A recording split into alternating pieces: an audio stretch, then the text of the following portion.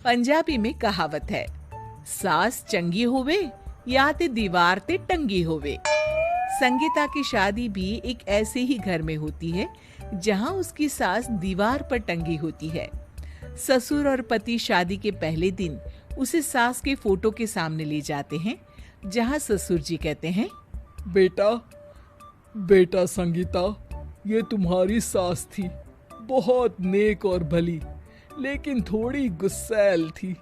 गुस्सा आने पर सब तहस नहस कर देती थी, पर अब ये इस दुनिया में नहीं है। हाँ संगीता, माँ होती तो तुम इनकी कोई बात टाल नहीं सकती थी, वरना तो माँ घर में भूचाल ले आती।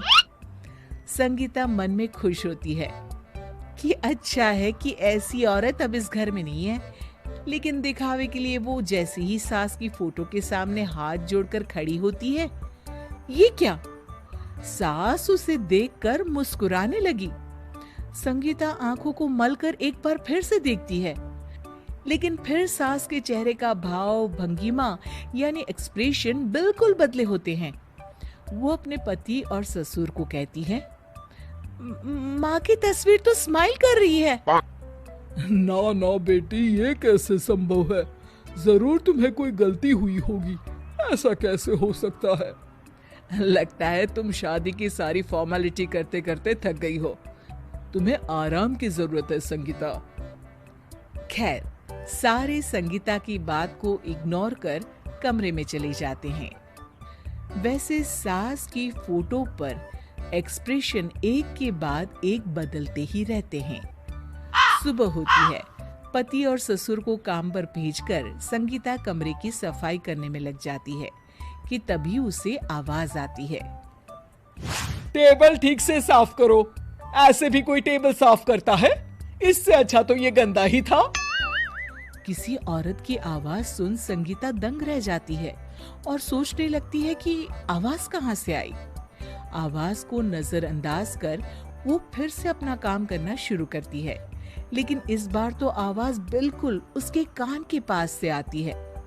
मेरा घर है ये, जब तक मैं थी चमका कर रखती थी, हर एक चीज शीशे की तरह थी। तुम्हें तो ना सफाई आती है ना कुछ पता है। क्यों तुम्हें मेरे घर की जिम्मेदारी दे दी गई है? पता नहीं तुम में मेरे बेटे को क्या दिखाई दिया। मैं होती तो एक से बढ़कर एक लड़कियों की लाइन लगा देती। अब संगीता को समझने में देर नहीं लगी कि ये आवाज किसी और की नहीं बल्कि उसकी सास की है, जो दीवार पर टंगी है। वो उसके पास जाती है और कहती है, नमस्ते सासू माँ, मुझे तो कल ही लग रहा था कि दीवार में कुछ काला है। वो दीवार नहीं, दाल होती है पगली। सही पकड़े हैं सासू माँ। तो क्या हो गया आपको जो आप यहाँ भी चैन से नहीं बैठी हैं? सुना मैंने आपका व्यवहार काफी गुस्से वाला था। चुप रह तू, ज्यादा बकर बकर ना कर। घर का काम करना तो आता नहीं, आई है मुझसे बहस करने। हाँ देखिए सासू माँ, मैं आपसे साफ साफ कह देती हूँ, मुझसे पंगा लेने की कोशिश मत करिएगा। तभी पीछे से संगीता का पति आता है। अरे संगीता, किससे बात कर रही हो? कौन है वहाँ?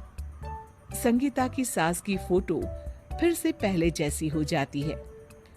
आपकी माँ से कह रही थी कि मुझे काम करना आता। अरे संगीता, माना सास के ताने हर बहू को अच्छे लगते हैं, लेकिन यहाँ तो माँ है ही नहीं, तुम तो फोटो से ही।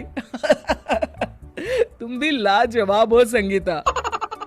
किसी को विश्वास नहीं होता कि संगीता अपनी मरी हुई सास की फोटो से बात करती है।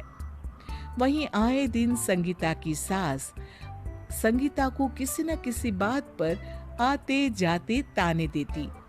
संगीता को भी अब सास के तानों और उनसे बात करने की आदत हो गई। वो कभी खानदान की कहानी तो कभी तीज त्योहार कैसे मनाए या किसी व्यंजन की रेसिपी सास से ही पूछती।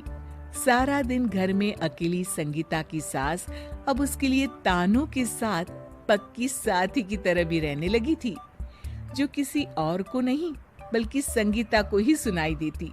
तो देखा आपने, सास बहू का रिश्ता हर रिश्ते से ऊपर होता है, फिर चाहे वो खट्टा हो या मीठा।